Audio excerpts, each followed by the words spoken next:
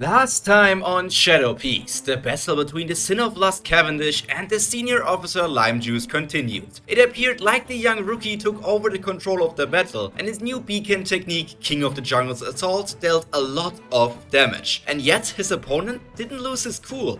Quite the opposite in fact. Limejuice only got more and more excited as the injuries piled up. That reaction weirded the beautiful pirate out, but for the members of the Strawhat Pirates it was perfectly normal. This bizarre behavior was what the ultimate coach, or rather the training freak, always does when he encounters promising rookies. Seeing potential go unused is the thing he hates the most. So even if Cavendish is part of a rival pirate crew, he is mainly focusing on correcting his movements instead of defeating him and recapturing Pulchra Island. With that method, he managed to increase the damage output of Cavendish's attacks, much to his own glee. However, when shortly after that the blonde rookie falls back into his usual movement patterns, he snaps, yelling and insulting the Sin of Lust for running away from the truth, from its correct evolution. The smackdown attacks from his staff are now way more brutal, waging destruction wherever it lands, pushing Cavendish into the defensive position once again. Just do what I showed you, otherwise you can just start a bakery or whatever. But your pirate career would be over if you don't follow my instructions.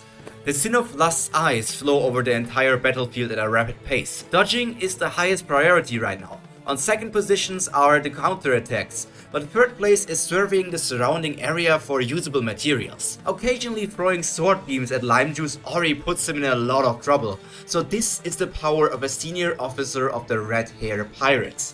Our beautiful Sin doesn't understand why his enemy is suddenly so angry, but all his life he did whatever he wanted to do himself. There's no reason to change that now, even if Limejuice could make him stronger. He doesn't want it if it means changing his own style. That is the burden of being the most beautiful pirate. His last big attack, the King of the Jungle's Assault, already was him expanding his definition of beauty. Those rough but powerful swings the ultimate coach wants him to do, well, they just disgust him. Slash after slash, he's looking for an idea, something that can help him overcome this mountain of a challenge. For a second, the thought of waiting until Hyrule wins and then fighting together comes up. But Cavendish hates this plan. Relying on that stupid Sin of Pride would hurt his own pride way too much. Then another thought appears. It's simple, he just has to become even more beautiful to win this battle. Now that Limejuice is taking him seriously, one thing is clear. The training freak is superior in the strength, range, experience, and maybe also other specs. Even the speed Cavendish is so proud of is not that much faster than his opponents anymore, with him giving it his all now. However, outspeeding him is still the only option that bears any chance of success. He starts sprinting around at his top speed, not caring about how exhausting it might be. This tactic will put him on a 5-minute timer, but just dodging can lead to victory, so he has to do this. Armament Haki offers offensive and defensive powers. Once you learned and mastered its advanced form, you are even able to penetrate through the defenses of an enemy. Observation Haki can also be used offensively and defensively. Its advanced forms vary a lot, but there is one thing none of the Haki types can grant a person, and that is speed. Each instant that passes, Cavendish pushes himself further and further beyond his limits. Even after getting hit by Limejuice's powerful swings, he just resumes sprinting. A 5-minute timer? No. Only going that far will not be enough to win this battle. In less than a second, the Sin of Lust decided to bet it all on a singular minute. His determination gets proven even more when he grabs his long, luscious blonde hair and just says, "You're slowing me down." Now, with a short haircut, he also throws away his coat and rips off the raffled white V-neck shirt. The Red Hair Pirate doesn't understand what is going on. In his head, he is sure that he knows what's best for Cavendish's growth, so the rookie denying him is just plain stupid. But one thing catches Limejuice even more off guard. The now short-haired blonde man who kept on speeding up stops in a place a bit away from his opponent and unleashes an almost primal scream before he starts talking to himself.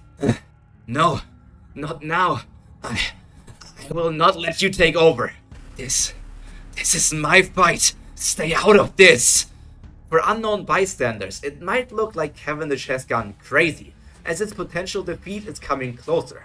But that couldn't be farther from the truth, and it can be seen in his eyes. One of his eyes remains the usual sky blue, while the other turns into a yellow-orange color. This is a sign that his second personality, Hakuba, is trying to take over the body to finish this battle. He hasn't shown himself in quite some time, so appearing in a dangerous situation like this is even more problematic.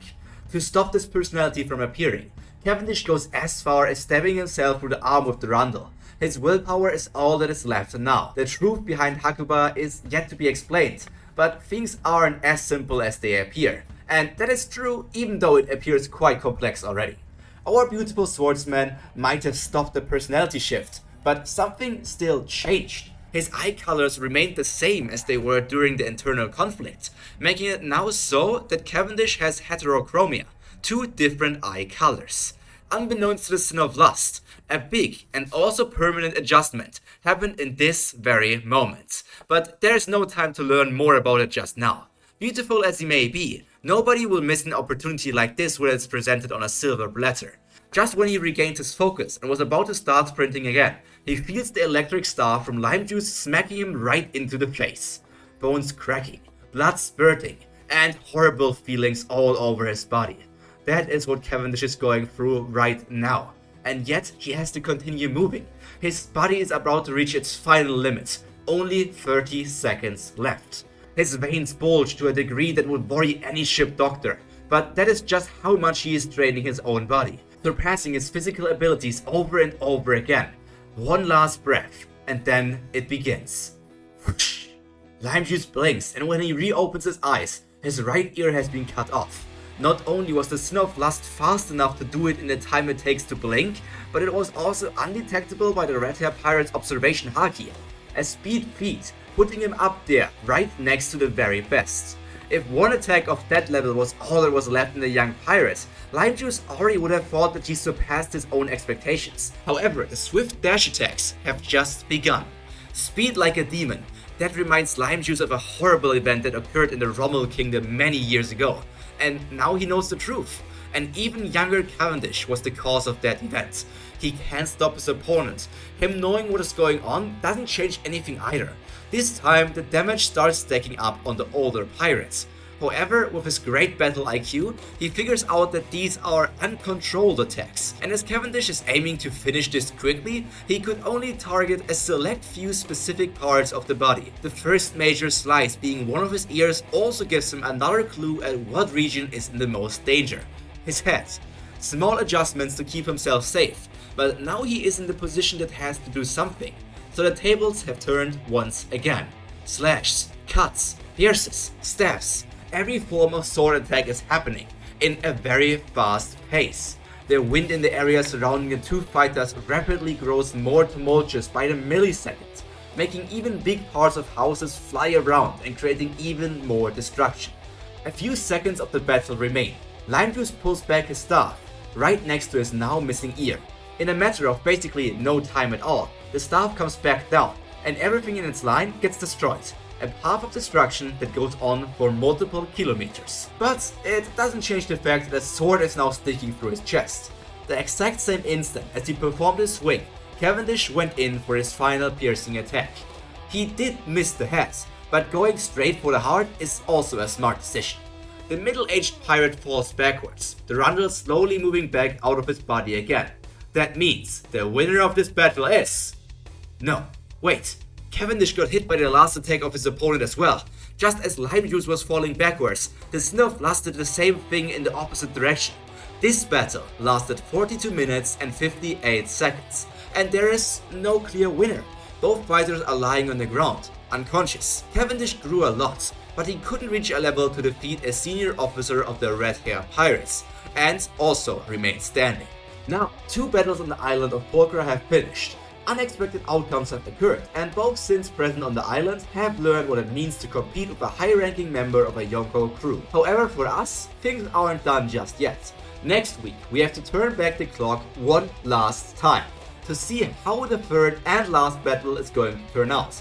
Did you enjoy this battle and the developments connected to it? Tell me in the comments. If you want to know how the story of Shadow Peace continues, and with that also the battle between Tyr and Building Snake, we have to return again. But until then, all that's left to be said is stay happy, stay healthy, and most importantly, stay cultured. Pyro out. Bye!